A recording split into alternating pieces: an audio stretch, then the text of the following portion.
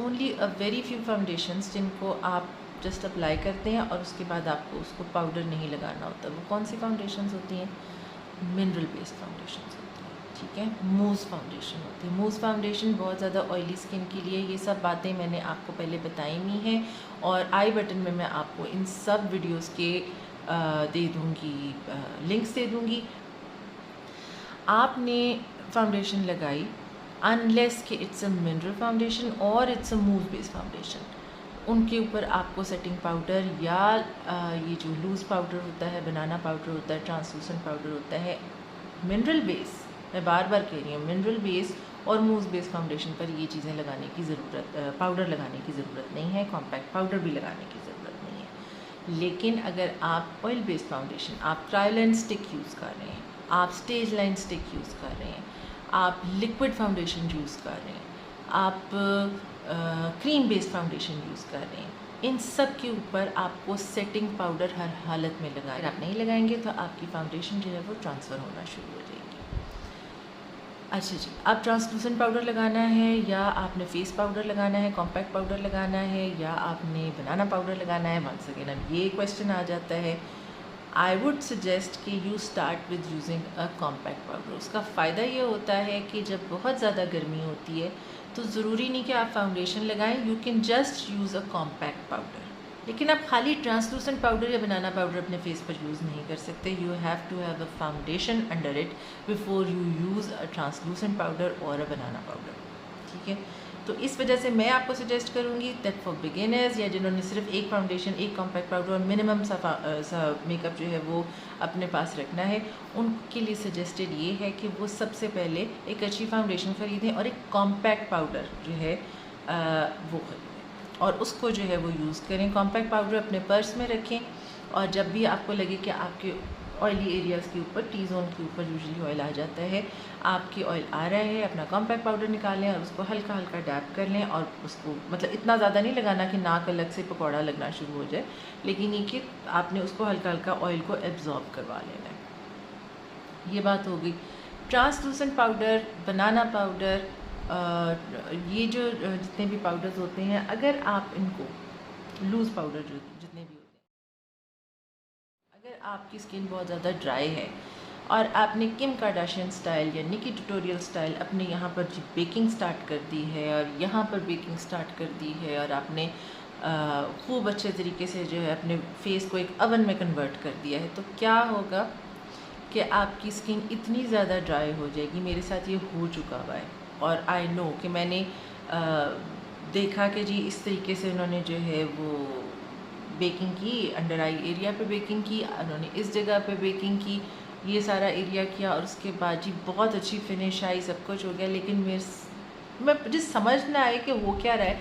मेरा फेस इस तरह था जैसे खिंच रहा है, अकड़ रहा है, पापड़ बना। मेरा दिल करे मैं अपने मुंह को इस तरह करके जो है ना लूजन अप करूँ, उसको मलूँ मैं किसी तरह अच्छे तरीके से मसाज करूँ उसकी, क्योंकि वो खिंच रहा था बहुत ज़्यादा।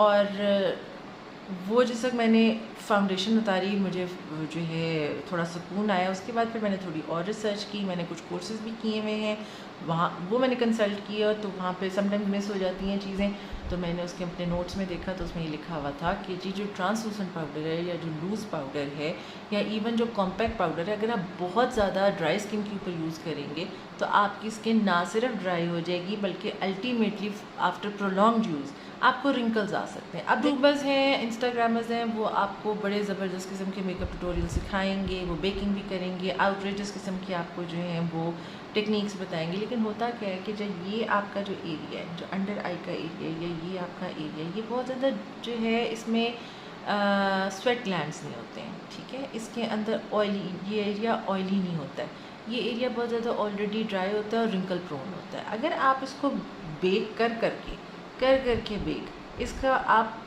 पापड़ बना देंगे तो क्या होगा अल्टीमेटली कि आपकी स्किन के ऊपर बहुत अर्ली एज में रिंकल्स आने शुरू हो जाएंगे। तो मेक अ डिसीजन वाइजली कि आपने क्या करना है। टीवी पर देखें किम कार्दाशियन है या जो और लोग हैं जो कि आपको यूट्यूब पर सिखाते हैं या जिनके मेकअप मशहूर हैं और वो आपको बताते हैं कि जी इस तरीके से बेकिंग करें। दे आर सेलिब्रिटीज़ और सेलिब्रिटीज़ जो हैं वो ये सारे काम कर सकते हैं। ठीक है। उनकी स्किन पे अगर रिंकल आ जाएंगे वो जाएंगे बोटॉक्स करा लेंगे। उनकी स्किन के ऊपर अगर किसी किस्म की इन्फेक्शन आ जाएगी, ढलक जाएगी स्किन, तो वो जाएंगे जाके सर्जरी करवा लेंगे, ठीक है। अगर उनका फेस जो है वो आजकल बड़ी बड़ी PRP आ गया है, तो जी पता नहीं क्या क्या चीज़ें आ गई हैं, लोग उनको करवा रहे हैं। थ्रेडिंग आ गई है, थ्रेडिंग में जो है लोग अपने फेस को टोटल खिंचवा लेते हैं और क्या क्या कुछ करते हैं।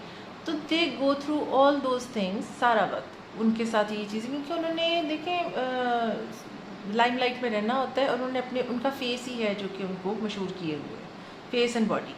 तो जो आम स्टूडेंट्स हैं, जो हाउस वाइफ्स हैं, जो वर्किंग वुमेन हैं, जो कि बड़ी मेहनत कर रहे हैं और they have other things to think about, लेकिन उन्होंने they also want to look pretty, तो ऐसी कोई टेक्निक ना अपनाएं जो कि आपको अल्टीमेटली बहुत ज़्यादा तकलीफ़ पहुंच जाए और फिर आपको जाके बोटॉक्स करवाना पड़े।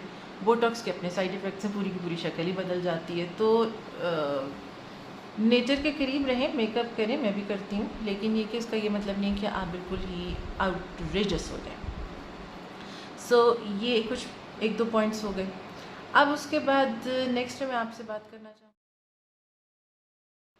अच्छा जी, अब उसके साथ बाद में आपके साथ कुछ वाक़यात शेयर करूँगी। आई हैड अ स्टूडेंट जिसका फेस जो है वो बहुत ज़्यादा अनफॉर्चुनेटली अनइवन था। She was not in healthy eating healthy eating habits.